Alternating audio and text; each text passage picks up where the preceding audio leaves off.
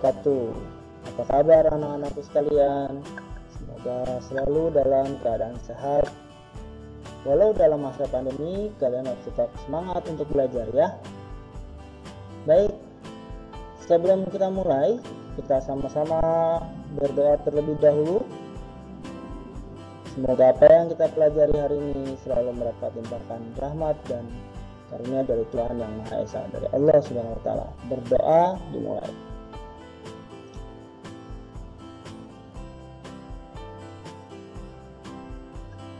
Selesai. Pada kesempatan kali ini, Pak Takim akan menjelaskan mengenai siklus air. Bagian pertama yaitu tentang siklus airnya ya. Dimana pada bab ini kita akan mempelajari tentang proses siklus air dan kegiatan manusia yang dapat mempengaruhinya, kemudian menjelaskan dampak siklus air terhadap peristiwa di bumi serta kelangsungan makhluk hidup, dan di akhir pembelajaran kita akan membuat karya tentang skema siklus air berdasarkan informasi dari berbagai sumber. Jadi anak-anak tetap semangat belajar di rumah, walaupun kondisi kita belajar dari rumah, kita tetap semangat. Semangat! Semangat!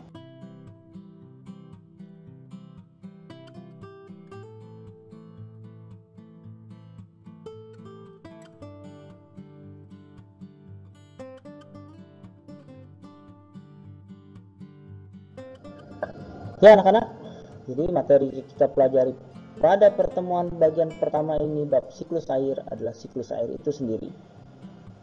Pada bagian ini apa sih yang akan kita pelajari? Sama-sama kita simak. Jangan lupa ambil buku catatan kalian. Jika ada poin-poin yang menurut kalian penting, maka catat.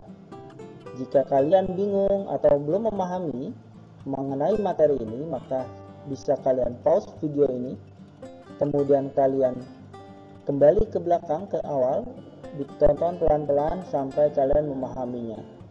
Oke anak-anak, selamat belajar.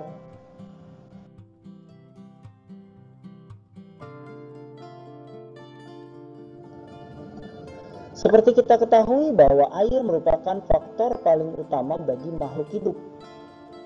Anak-anakku tentu tahu ya bahwa makhluk hidup itu terdiri atas, ya betul, ada manusia, ada tumbuhan, dan juga ada hewan. Nah anak-anak, pada makhluk hidup tadi sudah Pak Takim jelaskan bahwa ada 3 jenis, yaitu manusia, hewan, dan tumbuhan. Kalian pasti sudah tahu ya bahwa untuk sebagai manusia kita memerlukan air, terutama adalah supaya kita bisa hidup, yaitu dengan cara apa? Dengan meminum air. Karena manusia, karena tubuh kita 90% itu adalah berisi air atau cairan, maka kita membutuhkan air dalam tubuh kita supaya kita bisa tetap sehat, segar, dan bugar. Nah, selain buat minum ya, ada keperluan lain yang dapat digunakan oleh manusia air itu. Nah anak-anak, coba kalian tuliskan satu saja selain untuk minum, apa sajakah kegunaan air bagi manusia. Silakan kalian tulis di kolom komentar ya. Baik. Kemudian bagi hewan air itu bisa dimanfaatkan untuk minum, tentu saja ya, sama seperti manusia, dan juga mandi. Jadi jangan salah ya, ternyata hewan juga butuh mandi. Mungkin kalian pernah lihat mandinya itu dalam artian bukan mandi kayak manusia ya, pakai sabun dan segala macam, tapi dia untuk menggunakan air dalam hal ini mandi untuk menyegarkan badan dia ya, terutama menghilangkan lalat-lalat ya yang menempel pada tubuh mereka. Contoh misalkan gajah itu biasa akan menghisap air melalui belalainya, kemudian disemprotkan ke badannya. Nah ini bentuk cara mereka untuk mandi ya. Kemudian selain minum dan mandi, air juga digunakan oleh hewan sebagai tempat hidup atau lingkungan hidupnya ya, atau tempat tinggalnya. Tapi apakah semua hewan? Tentu tidak ya nak ya. Tapi hanya hewan-hewan yang hidupnya di air. Contohnya apa? Contohnya mamalia yang hidup di air. Contohnya lumba-lumba, paus ya. Kemudian ikan-ikanan, ada ikan hiu, ikan teri ya, ikan tongkol dan lain sebagainya. Semua yang hidup di air, maka dia membutuhkan air sebagai tempat tinggalnya. Kemudian yang ketiga adalah tumbuhan. Nah, tumbuhan itu memerlukan air utama sekali. Kenapa? Karena kita bisa lihat kalau tumbuhan tidak kita siram saja ya, kita punya tanaman di rumah, kita tidak siram, apa yang terjadi? Tentu saja mati. Kenapa demikian? Karena air sebagai sumber penghidupan tanaman, di mana air diserap oleh tumbuhan pada akarnya, melalui akarnya, kemudian disalurkan melalui batang kemana? Ke daun, dan disitulah terjadi yang namanya sebuah proses di mana proses ini terjadi adalah untuk memasak makanannya di daun ya. Jadi justru air digunakan oleh tumbuhan untuk membuat makanannya, nanti akan disimpan berupa cadangan makanan untuk mempertahankan hidupnya. Nah, pertanyaannya adalah apakah proses memasak makanan pada tumbuhan di daun? Anak-anak masih ingat ya, ini pelajaran kelas 4. Coba kalian tulis di kolom komentar di bawah ya, apa nama proses tersebut. Ini pertanyaan berikutnya. Selamat menjawab. Nah, pertanyaan terbesar yang kita pelajari pada materi ini, mengapa air selalu tersedia di bumi? Apakah air langsung keluar begitu saja dari laut? Ataukah air itu langsung tumpah dari langit? Atau air itu memang tidak habis-habis? Apa yang menyebabkan itu? Nah, air tidak habis di bumi, jawabannya adalah karena adanya siklus air. Apakah siklus air? Siklus air adalah proses perputaran air dari permukaan tanah menuju ke atmosfer, kemudian kembali lagi ke permukaan bumi atau permukaan tanah, dan kejadian itu terjadi secara terus-menerus. Itulah yang dinamakan dengan siklus air. Ya.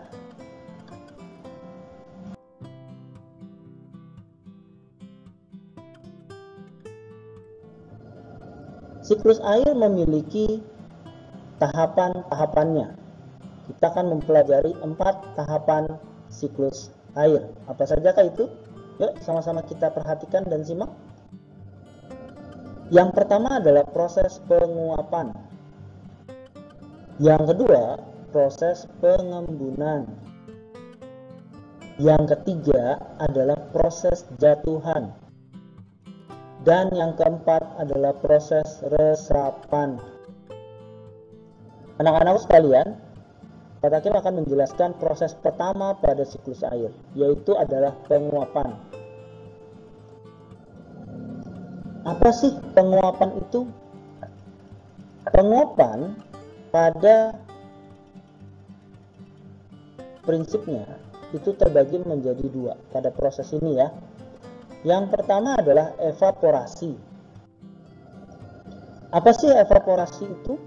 Evaporasi adalah menguapnya air yang ada di permukaan bumi menuju ke atmosfer.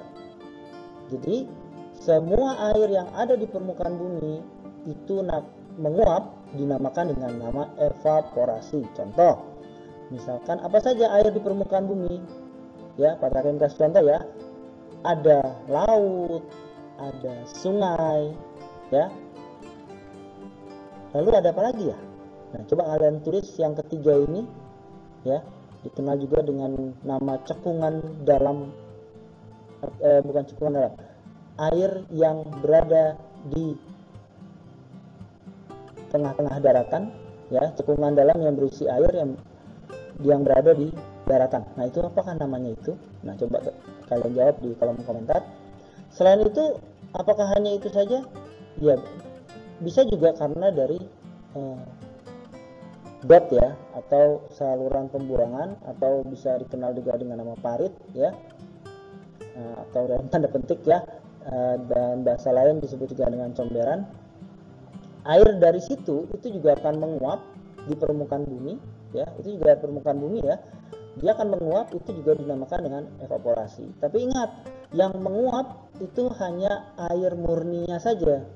Jadi kalau misalkan dia dari tempat yang kotor, misalkan tadi dari got atau selokan atau parit atau comberan, maka tidak semua bahan kimia yang ada di dalam tempat itu, air itu akan ikut menguap, tidak, tapi dia akan mengendap ya, dia akan menyisa. Contoh misalkan ketika seorang petambak garam ya, kalau kalian jalan-jalan di pesisir timur utara pantai Jawa, maka kalian akan sering melihat para petambak garam. Jadi air laut diambil, disedot ke daratan, kemudian dijemur. Apakah air yang asin tadi semuanya akan menguap tanpa sisa? Tentu saja tidak ya, tapi yang menguap hanya airnya saja. Garamnya akan tertinggal mengkristal ya. Jadi yang menguap hanya air saja. Jadi jangan khawatir kalau misalkan hujan, wah ini air comberan nih, wah ini air got nih. Enggak, tapi itu hanya air yang sudah termurnikan. Oke.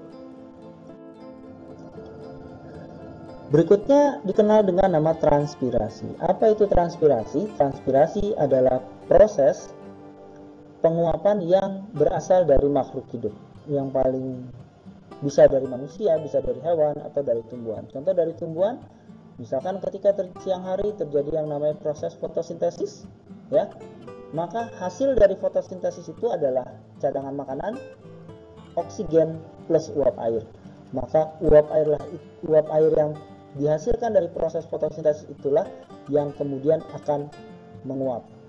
Atau sama seperti di beberapa tempat, contoh misalkan ada adaptasi tumbuhan, misalkan pohon jati menggugurkan daunnya itu supaya mengurangi penguapan. Artinya tumbuhan itu juga melakukan penguapan. Kenapa dia menggugurkan daunnya? Supaya dia tidak cepat kering.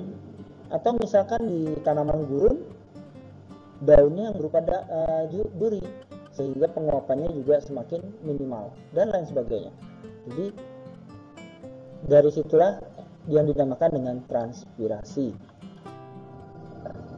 Apa sih penyebab terjadinya penguapan itu? Tentu kita sudah tahu dan paham ya, bahwa semua terjadi karena adanya panas matahari. Tanpa ada matahari maka tidak akan ada penguapan. Tanpa ada matahari maka bumi akan gelap dan dingin, sehingga air tidak akan menguap dan tidak akan terjadi yang namanya proses siklus air ya, semuanya akan menjadi es dingin seperti itu. Jadi kenapa dia menguap? Karena adanya matahari. Proses kedua adalah pengembunan. Proses pengembunan dikenal juga dengan nama kondensasi. Ingat ya, kondensasi. Apakah itu kondensasi? Jadi kondensasi ini adalah ketika sebelumnya sudah Pak Takim jelaskan bahwa air itu akan menguap berupa titik-titik air. Maka ketika dia sampai atmosfer, maka dia akan mengembun dan mengumpul menjadi satu. Maka inilah dinamakan kondensasi. Contoh seperti misalkan kalian sedang merebus air dari dalam panci ya, kemudian panci tersebut kalian tutup. Uap air yang tadinya dari panci, air yang kalian panaskan, akan menguap. Karena di situ ada tutup, maka dia akan mengumpul di situ. Artinya sudah mentok, nggak bisa kemana-mana lagi. Sama halnya dengan pengembunan di sini. Mentoknya di mana? Mentoknya di atmosfer. Jadi bukan berarti uap air itu terus menguap dan terus sampai terkumpul di bulan atau terkumpul di bintang dan lain sebagainya, tidak. Tapi mereka akan terkumpul di atmosfer.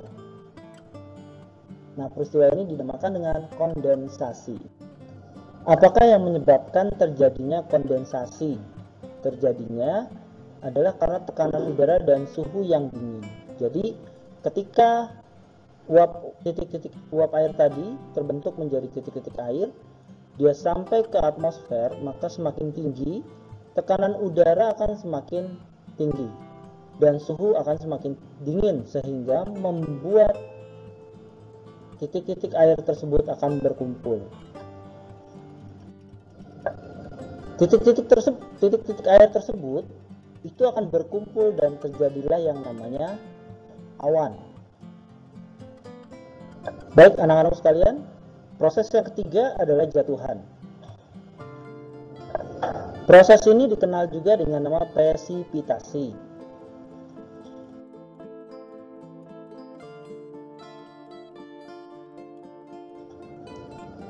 Ketika awan sudah penuh, artinya jenuh berisi dengan air, ya, kemudian awan ini tidak bisa lagi menampung titik-titik air, maka otomatis air yang terkumpul di awan akan jatuh. Nah, air jatuh inilah yang dinamakan dengan hujan, ya. Nah, proses ini dinamakan juga dengan nama presipitasi. Jadi jatuhnya hujan dari awan menjadi hujan ini disebut dengan presipitasi.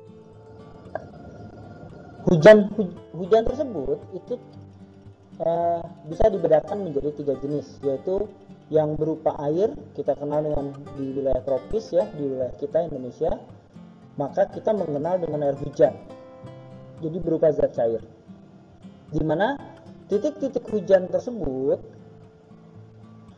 ini banyak terjadi di daerah-daerah yang tropis, atau pada saat di beberapa wilayah yang subtropis ini adalah berupa pada saat misalkan musim-musim yang bukan musim dingin. Yang kedua adalah berupa es atau salju, lebih tepatnya ke salju, ya, bukan. Nah, pada kasus atau kejadian ini biasanya terjadi pada daerah-daerah yang memiliki iklim subtropis. Artinya pada bagian atau wilayah bumi ini memiliki 4 musim, ya. Yang pertama musim hujan, yang pertama musim dingin, kemudian musim semi, musim gugur, dan musim panas. Nah, ketika pada saat musim dingin atau dikenal juga dengan nama winter, maka air yang jatuh itu tidak berupa titik-titik air tadi yang jatuh tidak berupa air, tapi berupa es atau salju. Nah, pertanyaan berikutnya adalah, apakah nama 3 musim lain dalam bahasa Inggris tentu saja selain winter tadi, ya. Jadi ada musim semi, musim gugur, dan musim panas. Sebutkan bahasa Inggrisnya dari ketiga musim ini. Silahkan kalian tulis di kolom komentar, ya. Kemudian yang terakhir adalah bentuk batu es. Kapan terjadinya? Di Indonesia juga pernah terjadi beberapa kali hujan berupa bongkahan batu es kecil-kecil, ya, tidak sebesar-besar juga. Kalau besar-besar bisa kena kepala, benjol juga, ya. Nah, ketika batu es itu jatuh, maka ada suhu yang sangat ekstrim terjadi di atmosfer, sehingga ketika titik-titik air itu jatuh, maka dia langsung membatu, ya, berupa batu es. Jadi ini terjadi karena cuaca yang sangat ekstrim, misalkan tiba-tiba cuacanya agak nggak terlalu panas, tiba-tiba langsung dingin dengan ekstrim, maka terjadilah yang namanya batu es tadi, seperti itu. Proses terakhir atau proses keempat pada siklus air adalah peresapan. Proses ini dikenal juga dengan nama infiltrasi. Jadi ketika air atau salju, ya, jatuh ke permukaan tanah, baik itu di gunung ataupun di permukaan dataran rendah, dataran tinggi, maka air tersebut akan masuk ke dalam tanah melalui celah-celah tanah, dan akhirnya inilah yang dinamakan dengan infiltrasi. Jadi air tersebut akan masuk ke dalam tanah dan menjadi yang namanya air tanah. Air tanah ini sendiri berfungsi sebagai cadangan air dalam tanah. Jadi kita ketahui bahwa ketika kita misalkan mengebor ke dalam tanah, maka di situ akan terkumpul air. Nah, air inilah yang nanti akan kita gunakan untuk minum ya, untuk mencuci dan keperluan hidup manusia sehari-hari. Makanya sebaiknya memang kita membuat alternatif sehingga air hujan itu bisa teresap ke dalam tanah. Jadi jangan benar-benar langsung terbuang ke sungai, sehingga cadangan dalam air tanah di sekitar kita itu menjadi sedikit. Nah, bagaimana caranya? Nanti kita bahas di bagian dampak dari siklus air ini terhadap manusia. Dan akhirnya air-air yang masuk ke dalam tanah meresap menjadi air tanah dan cadangan air tanah ini suatu saat juga akan mengalir keluar menuju yang namanya mata air, baik itu menuju sungai ataupun menuju ke laut, atau dia mengendap kalau di daerah yang dataran rendah dia akan mengumpul dan ini menjadi sumber mata air buat manusia untuk kehidupan sehari-hari. Tapi ketika dia berada di dataran tinggi, biasanya dia akan keluar dengan sendirinya mencari celah-celah kecil, celah-celah tanah, dan disitulah muncul air tanah yang nantinya akan menjadi sungai dan sebagainya. Anak-anakku, ini adalah gambar permukaan bumi. Terdiri dari lautan, danau, tumbuhan, sungai ya. Ada tumbuhan, ada gunung ya. Ini adalah gambaran dari permukaan bumi. Tentu saja ada matahari.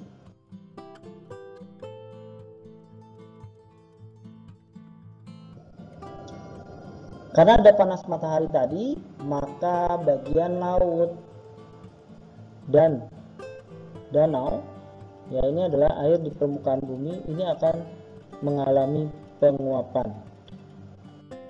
Peristiwa ini disebut juga dengan nama evaporasi. Selain dari air dalam permukaan tanah, yang berasal dari permukaan tanah, juga penguapan berasal dari makhluk hidup. Salah satunya adalah tumbuhan. Peristiwa ini dinamakan dengan nama transpirasi. Kemudian titik-titik air yang menguap tadi itu akan terkumpul di atmosfer menjadi awan. Peristiwa ini dinamakan dengan kondensasi. Kemudian ketika awan mulai terbentuk, tertiuplah oleh angin sampai ke daerah tertentu di mana tekanannya juga cukup tinggi dan dia juga awannya sudah cukup berat karena penuh dengan uap air. Lalu awan ini akan berubah menjadi hitam. Nah, artinya air sudah mulai cukup banyak dan dia sudah tidak dapat lagi tertahan dan akhirnya turunlah menjadi hujan. Peristiwa ini dinamakan dengan presipitasi. Kemudian ketika air hujan atau salju ya itu jatuh ke permukaan tanah atau permukaan bumi, maka dia akan menyerap ke dalam permukaan tanah melalui celah-celah tanah tentu saja, dan dia akan masuk meresap ke dalam tanah. Proses inilah yang dinamakan dengan nama infiltrasi. Dan kemudian air tanah tersebut akan menjadi dua jenis. Yang pertama yang menjadi cadangan tanah, yang kedua akan keluar menjadi mata air menuju ke sungai dan atau danau atau ke lautan.